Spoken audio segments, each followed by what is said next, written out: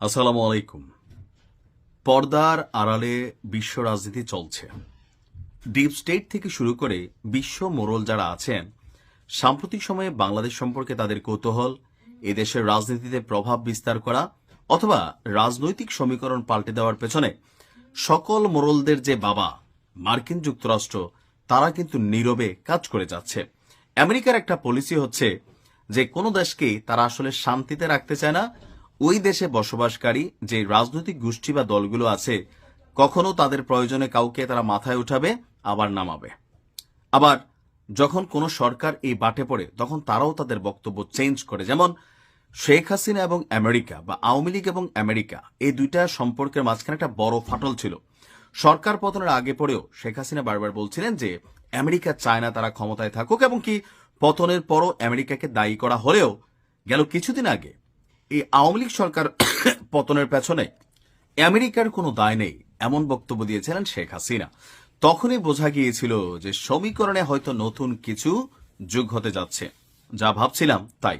আজকে আপনাদেরকে একটা নিউজ দিয়েছি যে এই জাতীয় সংসদ নির্বাচনকে কেন্দ্র করে আমেরিকা যেভাবে খেলে, সরাসরি রাষ্ট্র হিসেবে তারা কোনো কিছুতে ভূমিকা রাখে না, তারা টেকনিক্যালি বিষয়গুলোকে হ্যান্ডেল করে।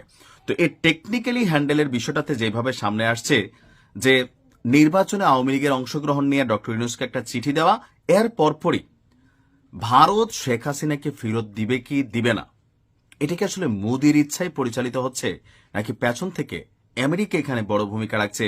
চাঞ্চল্যকর তথ্য প্রতিবেদন হচ্ছে আমার দেশ পত্রিকার। আমার দেশ পত্রিকার যিনি মাহমুদ ভাই আছেন, ওনার কাছে আবার মানে কেমনে কেমনে জানি সব তথ্য চলে আসে। যাই হোক, কথা বলছি, শেখ হাসিনাকে ফেরত দেওয়ার জন্য বাংলাদেশ সরকারের দুইবার তিনবার প্রচেষ্টা থাকলেও ভারত এখন পর্যন্ত শেখ হাসিনাকে ফেরত দেবে এমন বক্তব্য দেয়নি। তবে সিপিআইএম এর পশ্চিমবঙ্গ রাজ্য সম্পাদক মোহাম্মদ সেলিম, তিনি এক বক্তব্য দিয়েছেন। এই বক্তব্যে নতুন আরেকটা সমীকরণ আমরা দেখলাম যে শেখ হাসিনাকে কি ভারত ফেরত দেবে নাকি দেবে না, এটা নির্ভর করছে মার্কিন যুক্তরাষ্ট্রের উপর। এখানে একটি শর্ত কাজ করছে। শর্ত কোনটা? যদি আমেরিকা চায় তাহলে শেখ হাসিনাকে ভারত ফেরত দেবে, আর আমেরিকা না চাইলে তাকে ফেরত দেবে না। পেছনে কি ঘটছে? 23 ডিসেম্বর কলকাতায় বাংলাদেশ ডেপুটি হাই কমিশনের সাথে সামনে একটা বিক্ষোভ হয়েছিল গতকালকে, আপনারা দেখেছেন। সেই বিক্ষোভকালে সেলিম, যিনি এই ব্যক্তি আছেন ভারতের, তিনি বলছেন শেখ হাসিনা যাবেন কিংবা থাকবেন সেইটা মোদী সরকার সিদ্ধান্ত নেবে। এ ব্যাপারে তারা এখনো কেন চুপ রয়েছে? আগে মোদী বাংলাদেশ নিয়ে কথা বলতেন, কিন্তু এখন বলছেন না, কেননা যুক্তরাষ্ট্র নিষেধ করেছে। অর্থাৎ আমেরিকা মোদীকে বার্তা দিচ্ছে যে তুমি আপাতত বাংলাদেশ নিয়ে কোনো ধরনের কথা বলো না। আসলে শেখ হাসিনাকে বাংলাদেশে ফেরত দেওয়ার ব্যাপারে ভারত সরকার নিজস্ব সিদ্ধান্ত না, যুক্তরাষ্ট্রের সিগন্যালের অপেক্ষা করছে। সিপিআইএম এর এই বক্তব্য নিয়ে রাজনৈতিক অঙ্গনে শুরু হয়েছে আবার ব্যাপক আলোচনা পর্যালোচনা। তবে ভারত সরকারের পক্ষ থেকে সিপিআইএম এর এই নেতার বক্তব্যকে কাউন্টার করে অথবা পক্ষে বিপক্ষে কোন রকম মন্তব্য এখনো করা হয়নি। তো গেল দুই একদিনের মধ্যে যে নিউজগুলো বা মার্কিন যুক্তরাষ্ট্রের যে অবস্থান, সবকিছু মিলিয়ে একটা বিষয় তো এখানে কানেক্টেড, যে বাংলাদেশের রাজনীতিতে আমেরিকার যে ডিপ স্টেটের প্রভাব, সেটা কিন্তু কাজ করছে। শেখ হাসিনাকে ভারত জীবনও ফেরত দেবে না, এটা আমরা ভালো করে জানি। তবে যদি কখনো দেয়, তাহলে বুঝতে হবে এই ভূখণ্ডে ভারত তাদের রাজনৈতিক সমীকরণ বদলাচ্ছে, অথবা বাংলাদেশে আওয়ামী লীগকে চিরচেনা যে ভারতের বন্ধুরূপে ভারত এতদিন গ্রহণ করেছে, সেইখানেও হয়তো নতুন কোনো পরিবর্তন আসতে পারে।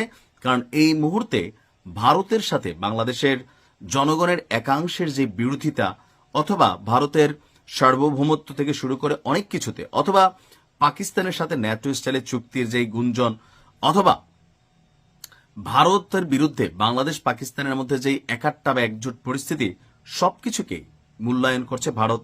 সো সেই ক্ষেত্রে তারা যদি সমীকরণে মনে করে যে আওয়ামী লীগের বিপরীতে সাময়িকভাবে হোক পার্মানেন্টলি হোক অন্য কোনো দলকে তারা সাপোর্ট করতে হবে, অথবা তাদের মধ্যে বন্ধুত্ব তৈরি করতে হবে, তো সেই ক্ষেত্রে যে কোনো মুহূর্তে শেখ হাসিনাকে ভারত কুরবানি দিলেও দিয়ে দিতে পারে, অস্বাভাবিক কিছু না।